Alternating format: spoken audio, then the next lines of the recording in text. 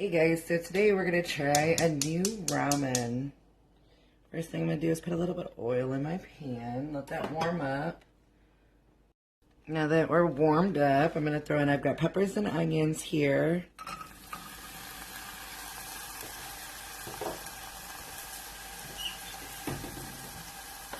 Throw a little salt and pepper on those.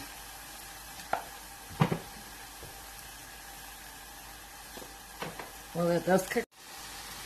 Now that my steak is mostly cooked, I'm going to go ahead and add a ramen brick. But because I seasoned my meat and all that, I don't want to add the seasoning packet. And my water. It's just about done. I'm just letting those noodles finish cooking.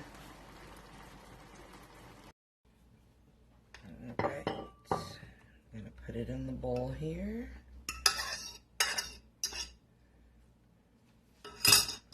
And top with some shredded cheese.